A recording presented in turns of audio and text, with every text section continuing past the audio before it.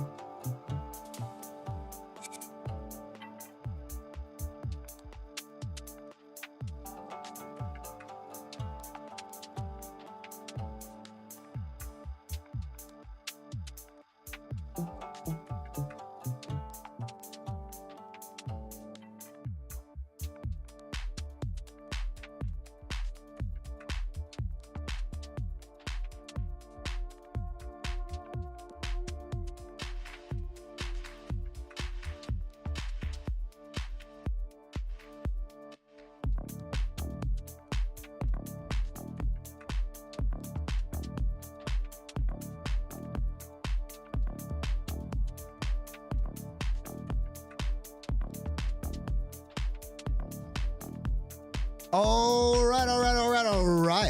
right. Everybody, it's roll call time. Throw a 1 in chat if you're feeling grateful. Throw a 2 in chat if you are feeling like you want to get into some charts and talk about what's going on with Congress trying to push the Bitcoin ETFs forward. We're going to be looking at TA, some news, mostly TA, but news, everything going on in this market. And we're going to be coming together as a community. So I want to do the roll call right now. Everybody throw those lab coats in the chat. Throw your favorite emojis. And I want to see some positivity today because that's what this channel is about. That's what this community is about. Positivity, encouragement, engagement in growth.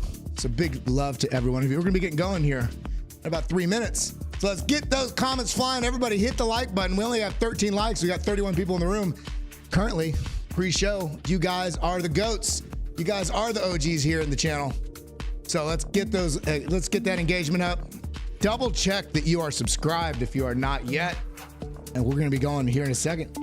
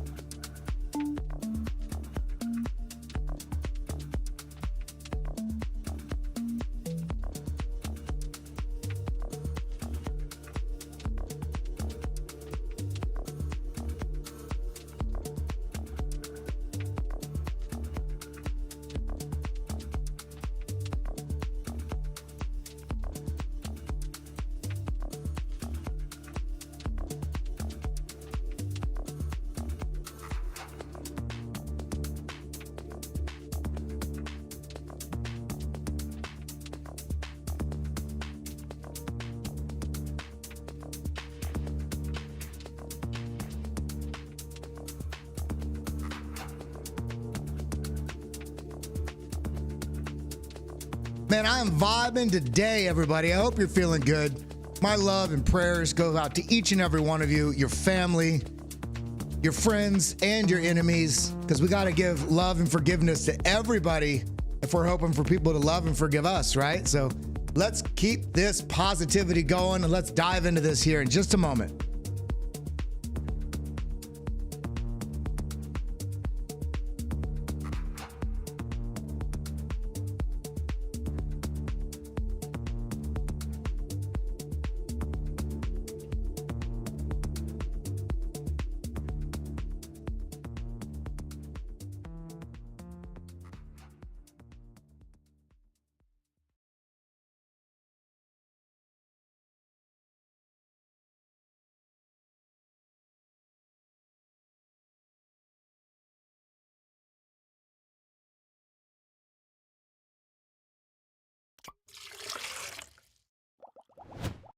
What's up, everybody? Good morning, good afternoon, good night. Welcome to the BitLab Academy daily stream.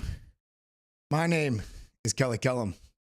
Welcome to the show. Welcome to the family, because that's what this is. This is not just TA and charts, and we talk numbers. Of course, we do all of that, but this is about building a community together so that we can learn about what's going on in the charts, learn from each other, help prevent each other from making mistakes each other have done, and also give you a meaningful and profitable strategies and tools so that you can navigate these markets. If you haven't yet, please do me a favor, hit that like button, hit that subscribe button, ding the bell, join us in our community here.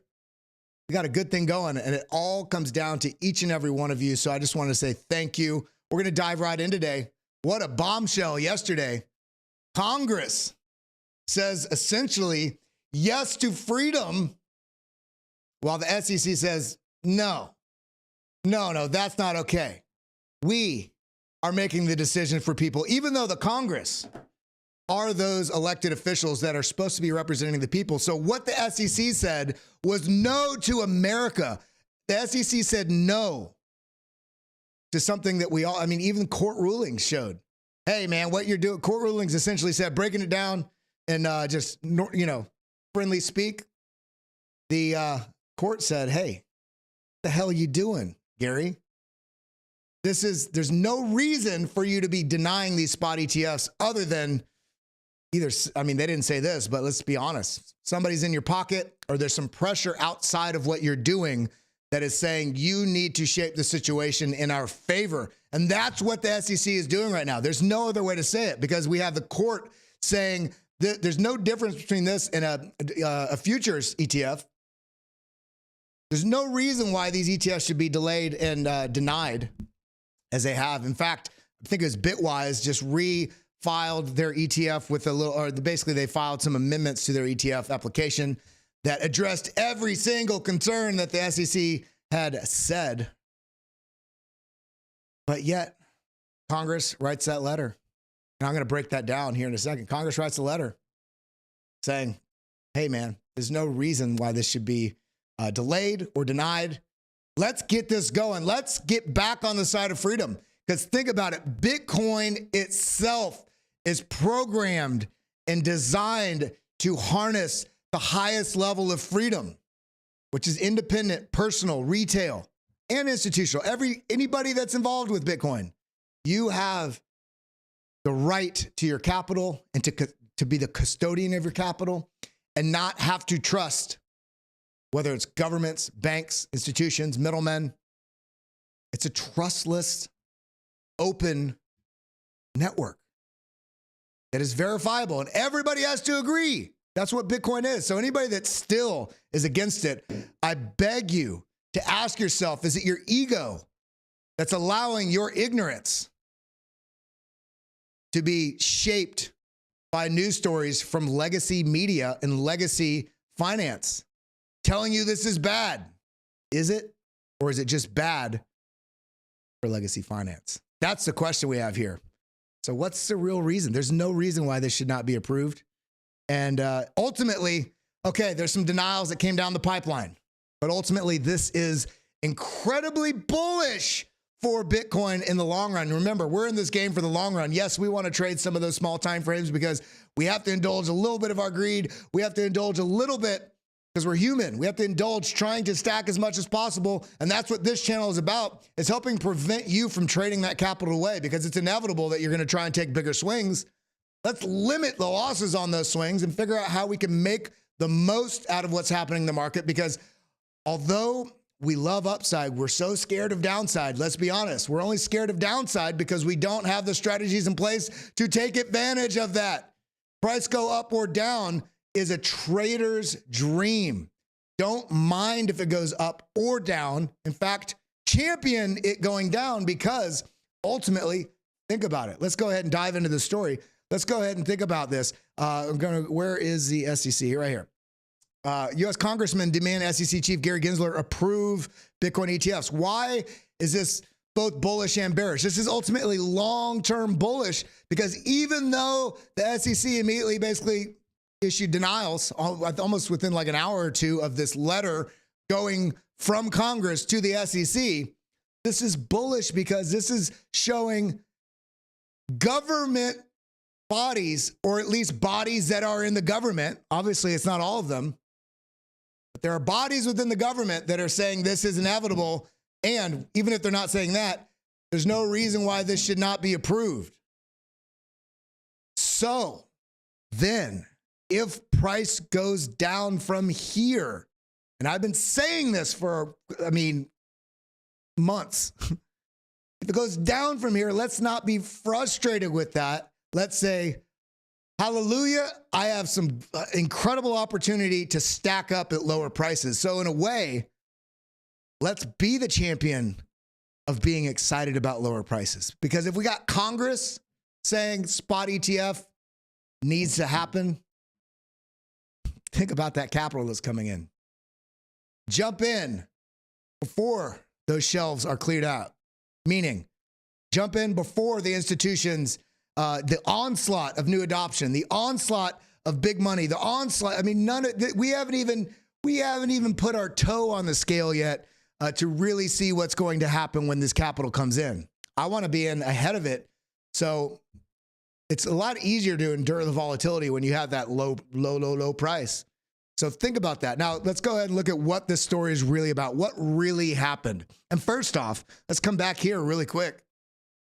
I just want to tell you how much I appreciate each and every one of you, this community, BitLab Academy. I love you all. So hit that like button, hit that subscribe button, ding the bell. So U.S. Congressmen demand SEC Chief Gary Gensler approve Bitcoin ETFs, spot ETFs. 4 congressmen have deemed that the SEC approve a Bitcoin ETF. The lawmakers have written a letter to the SEC Chief Gary Gensler to that effect. The letter alleges discrimination against Bitcoin ETF on the part of the SEC. What are they talking about? The letter penned by Representative Mike Flood, Tom Emmer, seems like one of our ultimate champions in Congress, Richie Torres, and Wiley Nickel hints at possibility of discrimination by the agency. Discrimination, typically, whether it's in people or in products or in businesses, discrimination speaks to limiting one factor or person or company while giving advantage to another. The question is here, who's taking the advantage of Bitcoin's limitations right now? Meaning limitations by lack of regulation, limitations by lack of honest discourse, and what's the word I'm looking for? Not discourse. Processing these spot ETFs in a way that meets, an equitable discernment, comparing what should and should not happen. Spot ETFs, futures ETFs, regulation. There's clear discrimination that's gone on, and I can admit, and I'll admit right now, there's some necessary ignorance, because when you don't know something, you don't know something, right? There's some necessary ignorance that we could understand in the years past. Let's say in 2013, sure, probably not a good idea to have a Bitcoin spot ETF. A lot of questions around it, the legitimacy of it. Is it going to endure through, troubles? We had yet to have a truly like explosive Bitcoin bull market, which is actually not true, because we had the largest Bitcoin bull market ever in that first huge, in terms of a percentage basis, but it had not yet proven itself in any sort of timeline history and enduring having a bull market, having a correction, big bear market, finding a bottom, and then surpassing the previous all-time high. That was a true test. That first one was a true initial test of if Bitcoin could make it. I'm sure, and this is why it's very funny. So many people out there say, man, if I just bought Bitcoin in 2010, man, if I just bought it in 2011, I would be rich. Would you? Would you be rich? Would you?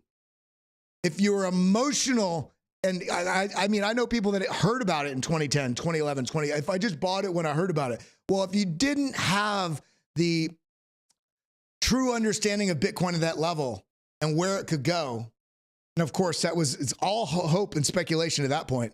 But if you did not believe in it deeply at that level, then how the hell could you have endured a bull market blow off top, come back down to a bottom, holding through all of this crazy volatility that Bitcoin has seen over its lifetime? There's very few people, and I would even argue some of those people, I mean it, some of those people are somewhat accidental millionaires. They may have forgot they bought, or bought and lost something and then found it back. Had they had access to it or were really following it, a lot of those people would have sold. So let's let go of the past. Let's look at where we're at right now and understand that on an on-chain basis, on on-chain technicals, on a fundamental basis, on an adoption basis, on the institutions on the horizon. They're not on the horizon like on the very edge where you just see the very top, of the smokestack. No, these institutions are all the way over the horizon. You can see the full side of the ship. They're on their way. They're coming. It's clear. And we can see that over time, Bitcoin has endured struggles, ups and downs, several cycles now. It's taken everything that could be thrown at it. In fact, in this last bear market cycle, Bitcoin fell less than it has in previous cycles. While, not only did it endure some crazy things with all the collapses in 2021 into 2022, into the end of 2022 with, primarily most of it was 2022, but the cascading failures from Three Arrows Capital, from BlockFi, Voyager, and Luna, collapsing, basically culminating in the FTX collapse at the end of 2022. And it endured it. In the face also of very tightening monetary policy in the US. Less monetary energy, while also incredibly damaging in terms of a sentiment basis, incredibly cascading. I mean, the domino effect of the downward pressure on the market that could have come in. I mean, in a speculative manner, you would expect that we would have had a worse bear market. But the difference is, meaning a lower low, a higher percentage drop from the top. But we didn't. Why didn't we? Well, there's a fundamental shift going on, and some of it has nothing to do with what's going on in the charts or the speculation or the monetary energy. The fundamental shift is right here. Fundamental shift is people awakening the seeds that have been planted over the last 13 years from Bitcoin's genesis to now. The lives that it's changed, the awareness of how not only Bitcoin, but blockchain broadly, how it can absolutely change the dynamic of how businesses operate, how governments, they're quite fearful. Some are embracing it, very few some, but there's a dynamic shift in the awareness of the strength of holding. There's a dynamic shift of seeing the adoption curve, and it's playing out to a T. When you zoom out, you realize we are 100% on track in these 15, 20, 40% swings, even, multi-100% swings and then a 75, 80% drop. We're still, that curve is still going like this. It's still going up. Those things that make us so scared because, oh my God, I just bought and it dropped 20%. Who gives a shit? Who cares? You know why? Because look at that curve. What we're doing here when we're looking at charts is trying to estimate where it's going. So if we're so worried, let's zoom out and realize we are right on track. It dropped 20%. Okay, you're out of position. You're in a unrealized loss. Unrealized meaning you're not sold. You haven't sold. You only really take a loss if you buy at a level, price drops, and then you get scared and you sell. Then yes, you took a loss.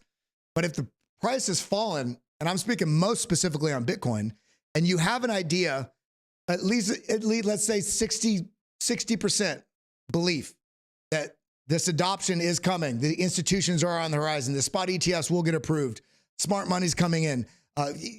If you believe that, then who cares about that 20% drop? I'm buying on those 20% drops, especially at the end of a bear market as identified by analysis and on-chain data and, all of the different fundamental and technical factors that show me that this is an industry that is, there's so much bright future ahead and the fundamentals are only getting stronger. So let's go ahead and come back over here. Man, I'm feeling good today, everybody. The SEC is responsible for making certain that products that comply with investor protection standards are made available to the investor. Following the Court of Appeals decision, there is no reason to continue to deny such application under inconsistent and discriminatory standards. This is what they said. Drawing attention to the Grayscale Investments' recent legal victory, the congressional members emphasized the court's declaration that the SEC's rejection was both reasonable and unreasonable and unpredictable. Spot Bitcoin ETP, electronically traded product, so there's ETPs and ETFs, is no different from Bitcoin futures ETP. Grayscale's recent legal battle with the SEC centered around the agency's rejection of its plan to transform Grayscale Bitcoin Trust, GBTC, into a spot Bitcoin exchange traded product. Now think about this. What is Grayscale? Grayscale is a trust. Okay, Grayscale is a trust. They've got, I don't know what the total is right now, but it's over 600,000 Bitcoin. I didn't say 6,000. I didn't say 600. I said 600,000 Bitcoin. And it's been on the market for several years. It's essentially getting Bitcoin exposure without having to go into a crypto exchange or a DEX or buy it that way. Traditional retail and institutions alike can buy a GBTC share, and it gives you that dollar amount exposure to Bitcoin. But there's also negative and positive premiums based on the interest in the Grayscale trust in that product. So at the top of the bull market, the premium was like 30 or 40%, meaning you're getting kind of 30 or 40% less one-to-one ratio of that product and its exposure to Bitcoin. But at the bottom of the bear market, it was minus like 30 or 40%, minus 50%, meaning you're getting 30, 40, 50% more exposure to Bitcoin because there's a negative premium because the interest was waning in a way. And I think it's kind of funny. There's not many people out here talking about this with Grayscale. You can look at Grayscale and where the premium is, and it's a great barometer as to where the sentiment of the market is for the fringe retail institutions and the fringe retail, saying, okay, there's people that are interested in Bitcoin, but they are kind of on the fringe. They're not diving in and getting full exposure and fully engaging with the crypto ecosystem. They want exposure, but they're doing it through traditional means, legacy finance, traditional finance, E-Trade, those types of mechanisms. So when you're getting a negative premium, that's saying the sentiment broadly on the edges of the space, people are kind of in, but you're seeing that sentiment is very low. There's not demand for Bitcoin on the fray. So once you start seeing demand come in on the fray, you're really coming into something strong. So once we get to that premium being an equitable premium, so there's no premium, just basically near zero, we want to see that trending up, and it has been. We want to see it then cross over. Once it crosses over to a positive premium, meaning you're getting a little bit less Bitcoin exposure, then it's a good thing. So understanding what's going on with the fact that this Grayscale trust, which already has, hundreds of thousands of Bitcoin, it's already a product that's available, but for some reason, no reason really at all, the SEC says, no, it can't be an ETF. The only difference is, think about it. The only difference is the limiting factor that the SEC is holding over the markets, holding over Bitcoin's growth, because they don't want pension funds, sovereign funds, unions, retirement, 401ks, all these things and it's retail alike, but these broader, large pools of liquidity, they're trying to limit access to this. And it's a very good point that was made by Jesse Olson on the interview that I did last week.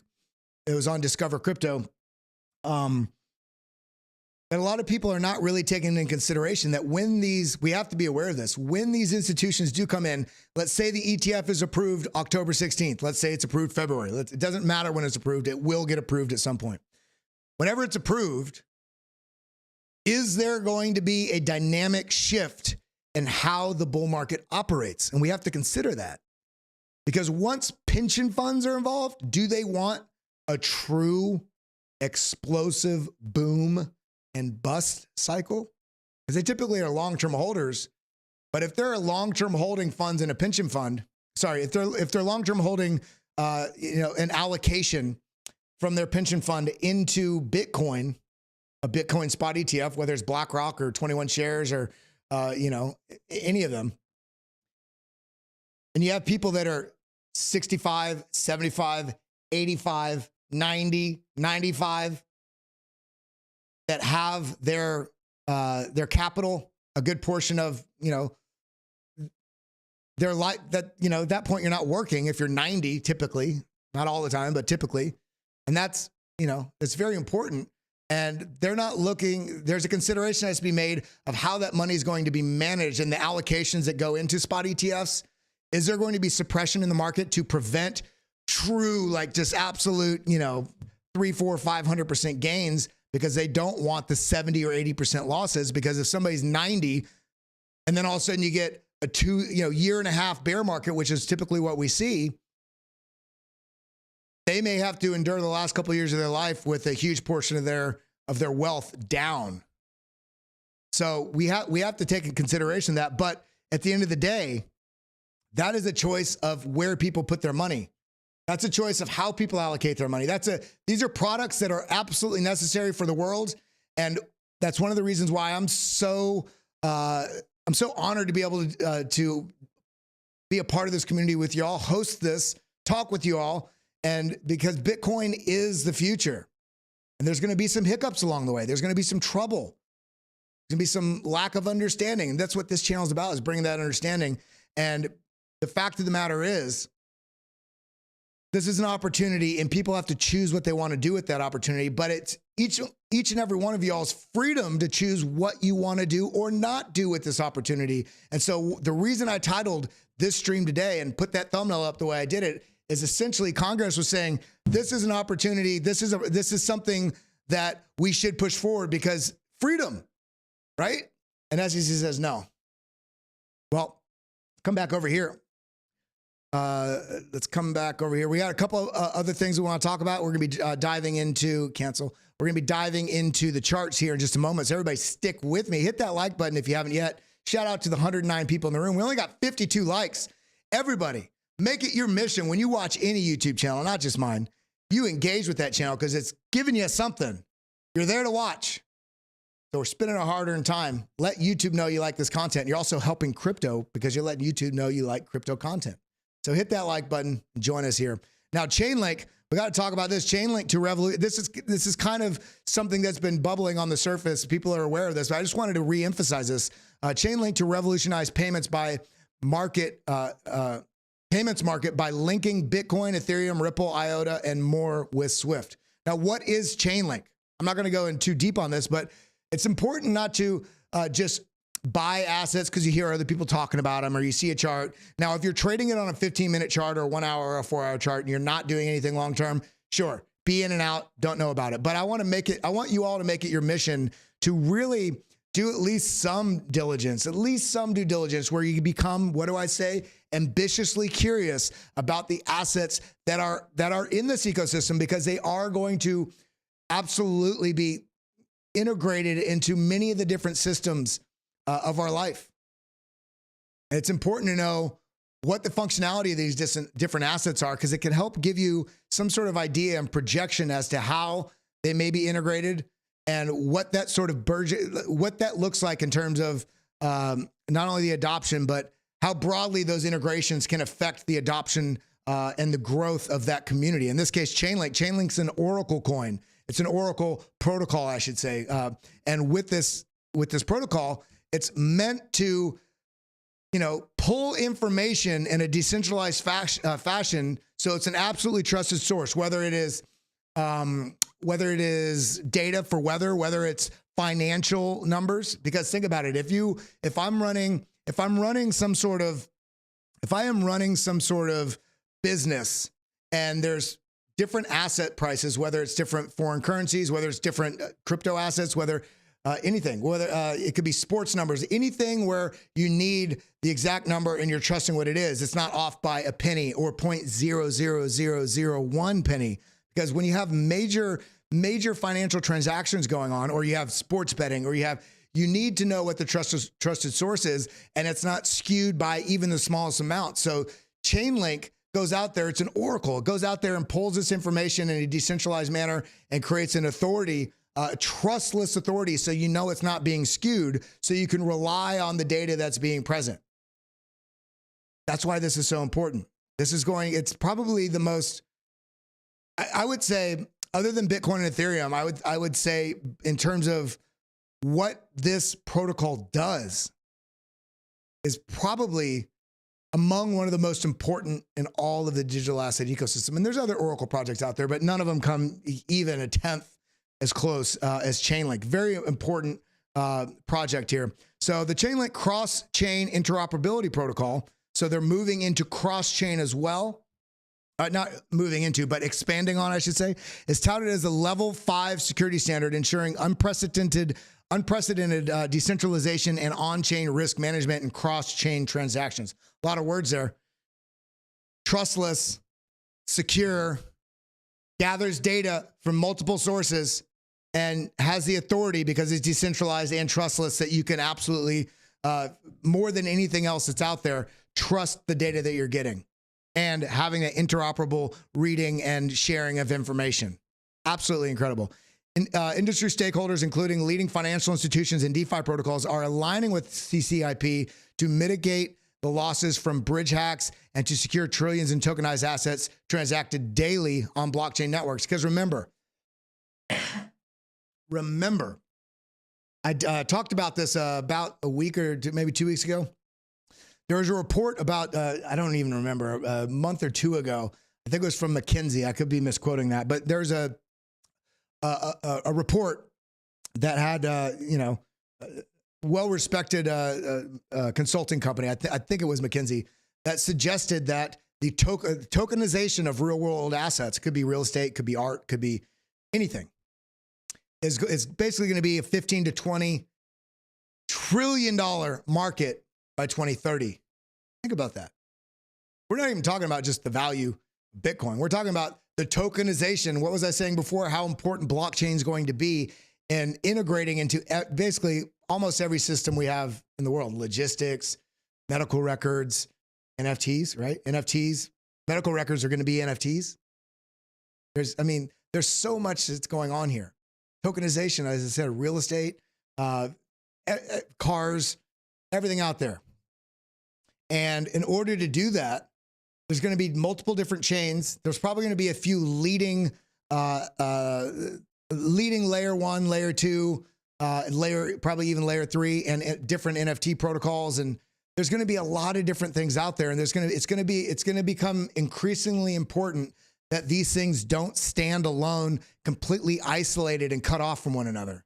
So you have something like Chainlink, you have something like Polkadot, you have something like Atom. These three coins, in my opinion, are the most important coins in that sort of nature of we're growing into this world of blockchain being integrated into all our systems. Okay, we can't have these systems be completely cut off from each other. How do we make this work? Just like the internet would not work without Google. Now, there's also things like GRT, which indexes the information across different blockchains and provides, with the use of AI as well, provides the ability to index stuff on different blockchains. So GRT, Atom, Polkadot, Chainlink, those are all incredibly valuable and forward-looking plays, regardless of what they're doing. Because you have to look at this in two ways when you're trading, when you're investing, when you're dancing through trying to figure out what the hell is going on in this crypto asset ecosystem, is that it's not just a coin with the name that you go on to Uniswap or onto Femex or onto BitGet and trade. Now you can do that, but there's also the longer term vision that will yield you a lot more over time. So my theory on this, my thesis on this is I have that long-term vision while I still have about, 15 to 20% of my portfolio, especially at the bottom of a bear market, that I allocate towards trading, and I start trading on that swing to the upside. So I'm trading, doing those speculative plays, while also most importantly, I'm trading on the speculative plays and the volatility as we're moving up, so that I can stack more Bitcoin for the long term. What's y'all's strategy? Let me know in chat. Brad Kellam, how you doing, my friend? Not only my friend, that's my papa. The U.S. government needs some sort of blockchain to account for all this funds they are throwing away without any audit. You know what? I mean, if you really think about one of the things, one of my theories on this is one of the fears of, because I do think there's people in the government that are smarter than they appear. Because, for instance, Gary Gensler, it seems like he knows nothing about crypto, but he taught blockchain course at MIT. He understands this stuff, but he's having pressure put on his neck, because if you really think about it, the government is scared of not just Bitcoin, but blockchain, because what happens if the government is put on the blockchain and all the funds that they have to do are tracked, and whether or not they're voting on something or not, or what they actually, there's nothing that can be spun once it's on a blockchain. And we can get out, I can go down a rabbit hole on that. I'm going to go down a rabbit hole on that, but we're not going to. Chainlink, a lot of stuff going on. Just wanted to highlight that. So there's something else I wanted to share here. Bitcoin recognized as unique digital asset by Shanghai court despite China's crypto ban. Now, everybody over here has talked about, I'm sorry, a lot of the influencers out there have talked about this. I just wanted to highlight this because we're getting kind of this mixed bag of, you know, kind of the fundamental bullish news and all these questions that just keep, I mean, they just keep being layered on of uncertainty with what's going on with the economy and with what's going on with Gary Gensler just being a cuck. He's being a cuck, C-U-C-K, not a cook. He's being a cuck to the whatever forces are paying to limit the impact of Bitcoin and blockchain on the traditional, you know, TradFi and the legacy systems. So it's really hard to sift through all these different news. And remember, when we come over here to the Bitcoin chart, let's see, wait, hold on a second. Yeah, coming over here to the Bitcoin chart, it's hard to remember. Coming here, right here, let's go to halving. I already have it on there, okay. Boom, let's go ahead and turn this off and go like this, zoom out. Remembering that we have this regular bull market, bear market accumulation, halving, bull market, bear market accumulation. A little, you know, a little bit of a front run up and sell off into the halving each time. See this? We're coming up. That next halving is roughly about right here. So we're roughly in this zone right here, in this zone right here. Remembering this through all these news stories that are meant to shape what your hope or fear is so that you can have your hope or fear triggered so that you can be their exit liquidity on basically them taking profits. A lot of people, you know, smart money's buying here, smart money's buying here, taking profits. As soon as you break past this previous all-time high, you see you see a lot of the long-term holders, that ratio drops significantly because they're selling their bags to hype cycle buyers, short-term holders, selling their bags to these people. And then there's somebody at the very top that's like, oh, yeah, everybody's making money. Let me make some money, baby. And then it reverses and they go, oh, man, Bitcoin's a scam. No, your emotions are a scam because you cannot trade emotionally. You buy when there's blood in the streets. You buy when there's blood in the streets. And you prepare for this huge opportunity and don't let your greed prevent you from taking profits on the way up. You have to remember that. Now, coming back over here, exit. Bitcoins, you know, so the Shanghai court, we also saw, I think it's Nomura in Japan. We're seeing integrations across the world with different banking institutions, financial institutions, courts ruling in favor of or limiting the scope of how governments can suppress. We're seeing, you know, we all know about Ecuador.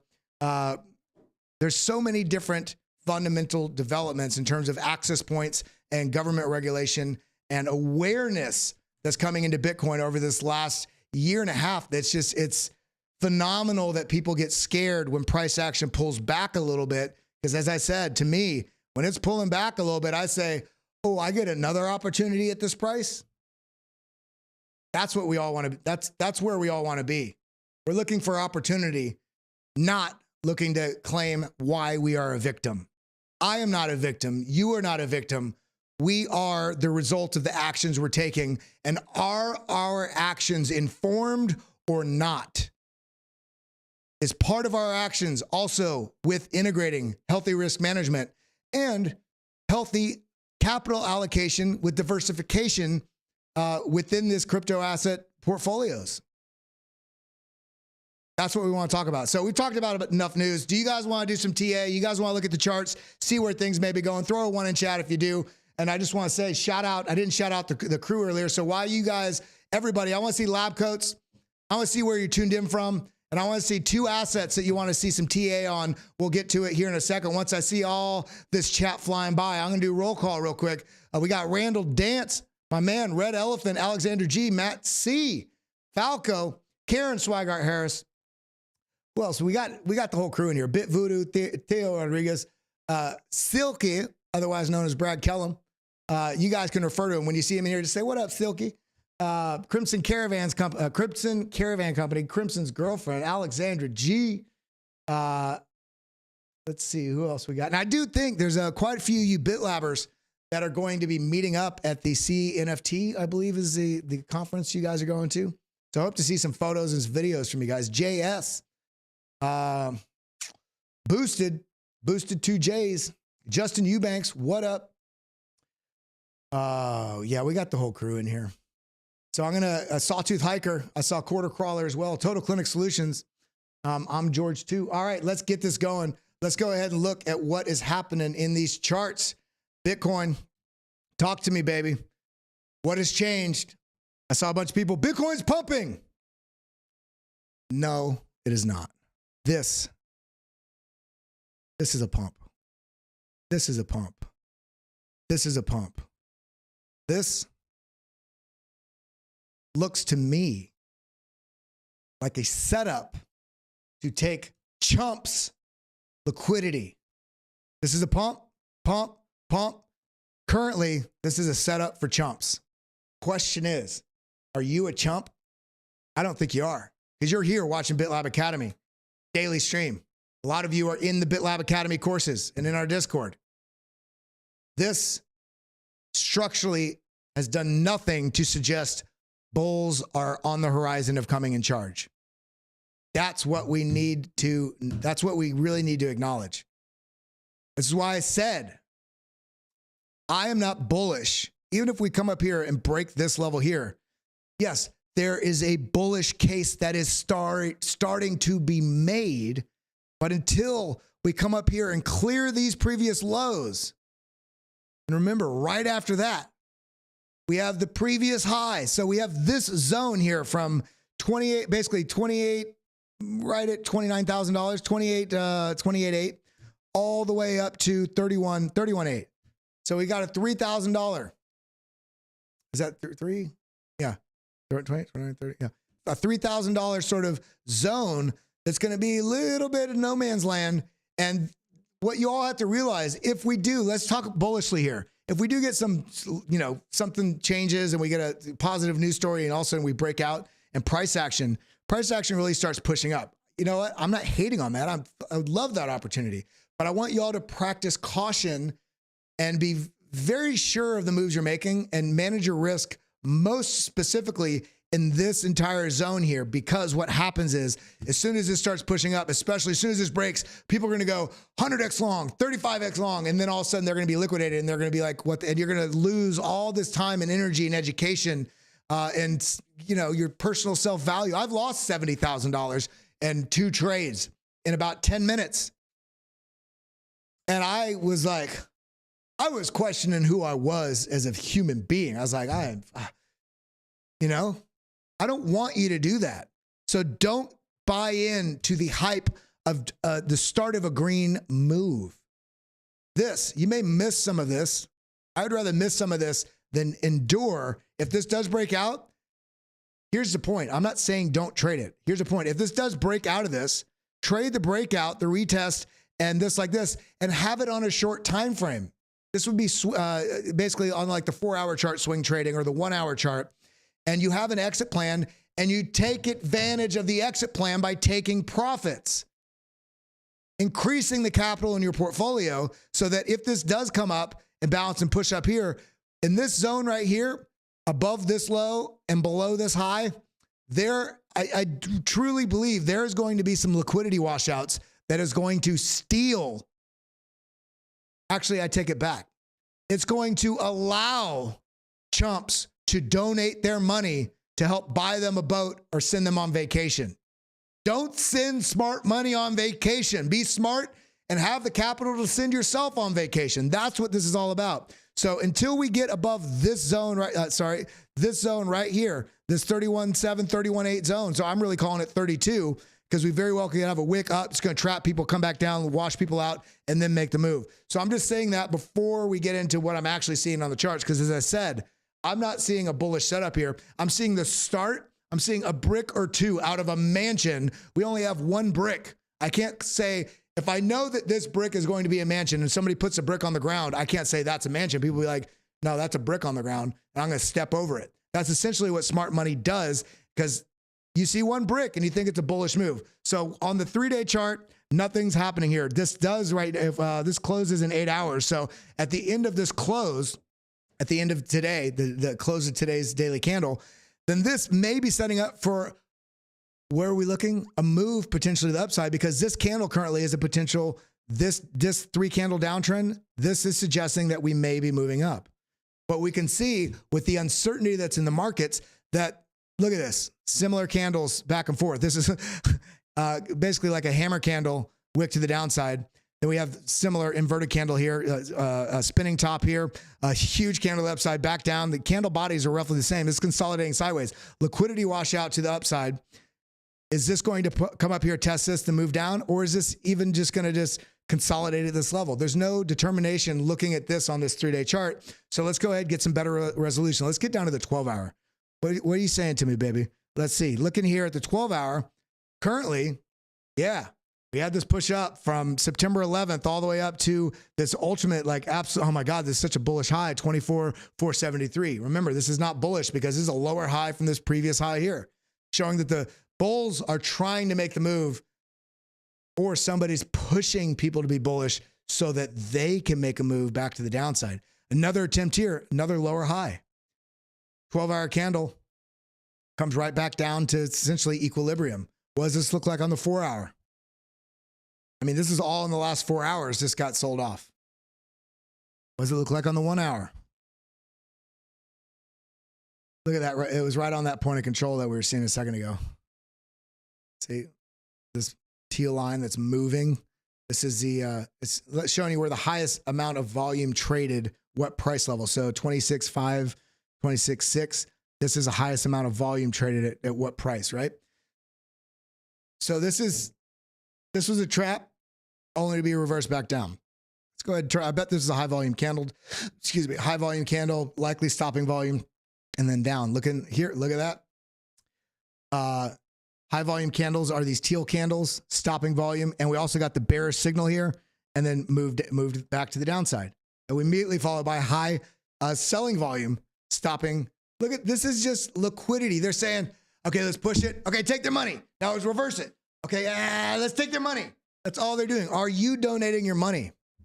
Now, when we zoom out on this just a little bit, we can see the RSI came up, topped out, angled straight down. Stochastics less high. So we got some hidden bearish divergence here with this going up right here. And we can see on the stochastics, we have a lower high on the stochastics. So we have some bearish divergence here. It's not actually not hidden. We have bearish divergence here on stochastics, not on the RSI, but we also see, what do we see here? Look at this flip-flop. This is interesting. On the momentum waves here on the BitLab Trim Fuel, part of the BitLab trading stack, look at this, high buying volume. So we have positive momentum here. We're having high underlying buying pressure pushing to the upside. And even as this is still, you know, this momentum wave is still coming up, it flips with a lot of selling pressure. This is not healthy movement. We want to see price go up with healthy movement. That is not yet established yet. So was it, so what are we seeing? What do we say about what price is doing today? Well, first off, if we just take the highs, we can go like this. There is an arcing that's coming over like this. This is not a bullish structure. It's liquidity grab, you know, much larger liquidity grab. This is getting smaller each time with these bullish impulses. And look at this on the 1-hour chart. This is pretty solid with these bullish signals, bearish signals, bearish signal, bullish signal. Now this kind of rolls over. We had two bearish divergences here on the BitLab intelligence. Pushes down, bullish signal, which it kind of flattens out here. And now we're just chopping around. This is why I was saying for people that are not professional traders, it's a little bit of a no trade zone. Unless you're trading with small money, you're doing it in a calculated way with healthy strategy and risk management. By the way, if you haven't yet, make sure, if you're watching anywhere else, make sure you head over to the youtube.com/@BitLab Academy. And as well as that, I'm going to actually come in here for just a moment. I'm going to pause that. No, it doesn't matter. Right here, make sure you, anybody that's especially out of the country, I don't think you can do it if you're in the US unless you have citizenship somewhere else. Sign up for BitGet at this link. And we're going to be doing a trading team. I'm going to send the link in the 3 p.m. video today. We're doing a trading competition, KCGI with BitGet. And I think I can't remember if it's $2 million or $5 million in prizes. And it's a very also easy way to be a part of the community here and help us continue to pay their light bill. So join us there on BitGet. The name of the team is going to be BitLab Fam, all one word. But I'm going to share the link with that to join the team later. But you have to sign up an account through BitGet, through our affiliate link there to get involved on that team. So let's get back over to Bitcoin. Liquidity. If I were to make a bet, I would suggest that the price's action is going to come down here and test into the mid 25s. And you can see this descending level resistance, rising level support. It's likely going to have some consolidatory sort of factors here. If we test down into here, my ultimate line, is basically this sort of convergence of stuff right in here, the 24/7 to 25/2. If we come down to this level and there's strong momentum and this loses this level, I think we're going down to the mid 23s and we can revisit it from there. But as it stands right now, this is just chopping people out. So I would just say be patient. If we do test to the upside and test this zone, look at this order block that comes directly across here, right where this descending level of resistance is. So this is this 27.250 to 27.3. This is an area I'd be watching for where the stochastics are. If this gets up here and the stochastics are way overheated, the RSI is way overheated, and the momentum wave starting to roll over, and we're seeing bearish signals, especially here on the 1 hour chart, then I would be looking at that as a short opportunity to take this as a rejection opportunity to play the volatility to the downside. That's what I'd be saying. Now let's go ahead and look at Ethereum. How many of you out there hold Ethereum? Let me know if you are an Ethereum person. Some people love it. Some people hate it.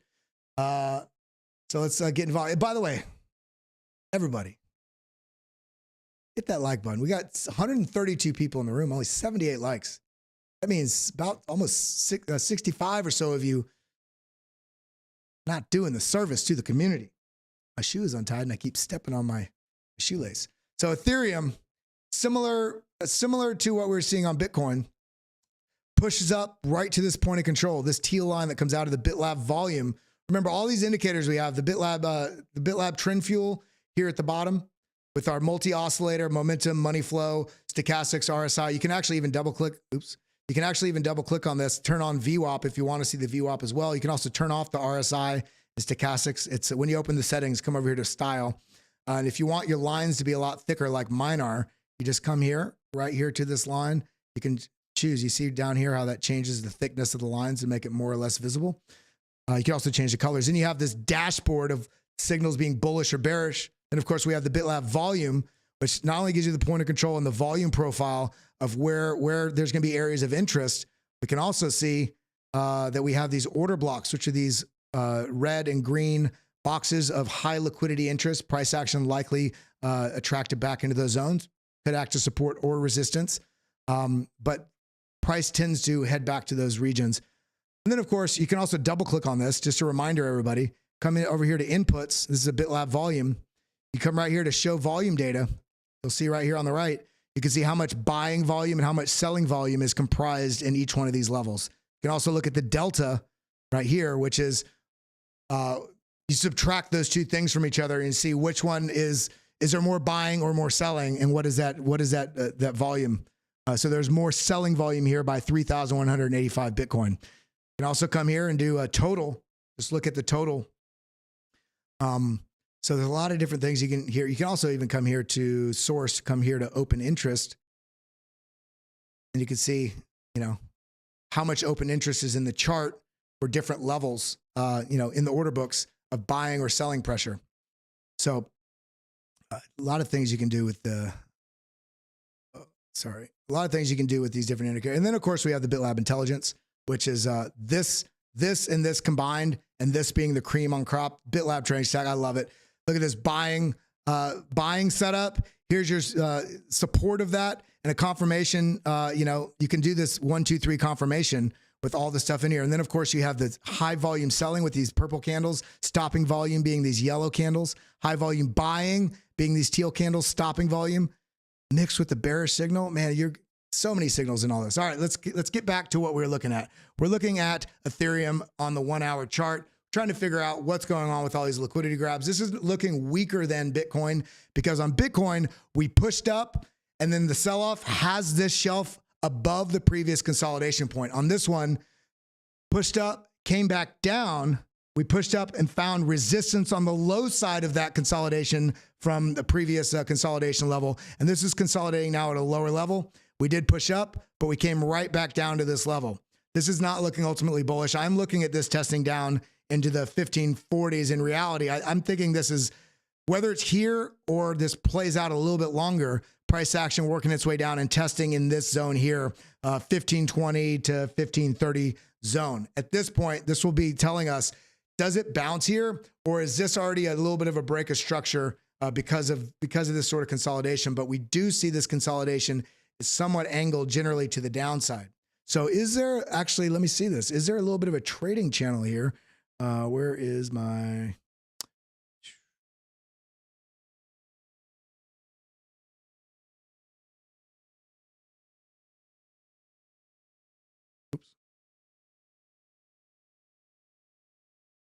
It's a little bit of a channel, but it's not, so you see, look at this coming down into here. This is a pretty strong area of interest, but this is trending to the downside on this stair step. Is this going to do that? My analysis says it's more likely than not that we are going to test down into that lower side of the 1500s. If we lose that, then we already have our levels marked from all the TA we've done before of 1467 and then down to 1368. So that's what I'm seeing on Ethereum. Cardano is it's one of those I'm excited about Cardano into the future. Very excited about it. And so as high as this got in terms of the percentage gain in the last bull market, it shocks me that it's at 24 cents. Are we going to see that 18 cent? Let's go to 4 hour. Are we going to see that 18 cent Cardano? 21 cents is kind of the low here. 21 cents. There's another chart I had. Where's it at? I might have been over here. Let me see.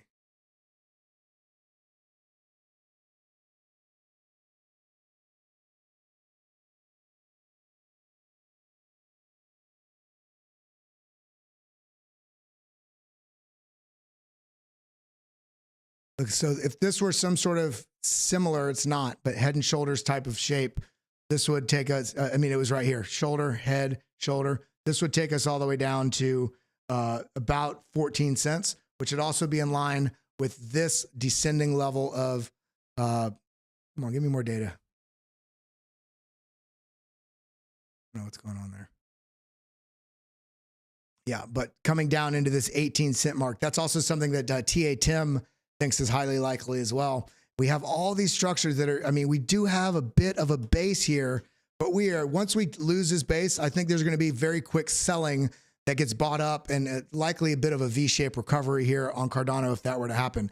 We are seeing on the 12-hour, the momentum waves are kind of stacking up into this zone, but they're not getting any sort of initiative to the upside here. So coming back down to this 4-hour chart, stochastics, on each one of these moves, stochastics, this orange line, stochastics are getting rejected in the same sort of region each time.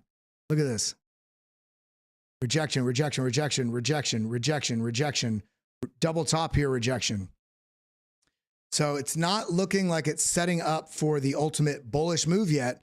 In the immediate future, what it's looking like is it's consolidating in the zone. We have a little bit of a higher low here, but each one of these impulses is getting rejected. The stochastics get up very high, and we're getting lower highs on price action, signifying weakness in the bulls. If we can break out of this sort of trend line that we kind of have right here, rejection, rejection, we have a deviation here, but look, rejection, rejection, rejection, a little bit of a deviation, rejection. If we can break out of this, we can maybe test up to this 25.7, which is this high and this previous low. Ultimately, I do think this would likely come back and give you another opportunity on a retest or potentially a breakdown. But this is still looking rather weak, so we're going to have to be a little bit patient on this. We have not looked at ALGO in a few days. ALGO, push up, pull back. Look at this. We got a little bit of a base here. Is this going to turn into a head and shoulders there? Shoulder, head. Are we going to get a little bit of a shoulder here and then break down? As it stands right now, in the immediate future, we do have this momentum wave starting to clip over Looks like we still have quite a bit of room to the upside for stochastics, but the question is going to be, are these stochastics forming a little bit of a trend line? Remember, you can do trend lines on oscillators as well. We see, RSI finding resistance coming down. RSI, are these going to work its way up to this region before it reverses? We do see the momentum wave trying to make the swing, but immediate rejection on the price action here. Where at? Right on the BitLab intelligence. Right here, this EMA ribbon and 20 moving average. Rejected right at it, coming back down, finding a little bit of a base. It's looking to me, based on, if without any narrative change or fundamental change, that we are forming a bit of the basis for what could be this head and shoulders narrative. So we want to watch what happens in this zone right here with Algorand. So it's a little bit of a wait and see on this, but that's what I'm seeing right now. Yesterday, I missed a few super chats, and I apologize. I did not have Joel in here. I missed a few of the super chats. I really appreciate it when you guys do that. I love you guys. I want to make a better effort of seeing all those things. I just want to tell you how much I appreciate y'all. And we're going to be on 3 p.m. today, Eastern time, here on the BitLab channel. We're going to be breaking down more stuff. Make sure you head over to the, I don't know where it is because I posted, and then I'm going to pin it to the top. Sign up for BitGet if you're anywhere out of the country. Join us in the trading competition that we're going to be doing. The link is pinned to the top there. Love you guys. If you haven't yet, make sure you're checking out BitLab Academy. If you want to learn more about, what blockchain is, what Bitcoin is, a Bitcoin beginner's course for any of your friends and family that just want a little more knowledge. All this stuff is free, by the way. You just go over to BitLab Academy, click enroll now. It'll give you the option, the basic free, it's on the left-hand side.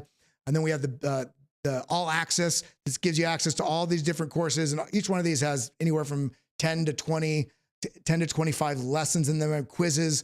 We're building out a bunch more resources for all those as well. So get involved, and you can still get, if you want the indicators right here, indicators, BitLab Trading Stack. For all the stuff, you can still use Give Me 30 for 30% off your first month. And this will be expiring in about 2 or 3 days. So I love you all. I appreciate you all. I hope you all have a wonderful day. I'm doing some TA over on Discover Crypto. Let's go bring those positive vibes. Let's reshape people's thoughts about what comments should be about, because we are here about engagement through encouragement. So I love you all. With that, I'll see you later. Adios. Adios, muchachos. Hit that like button, sucker.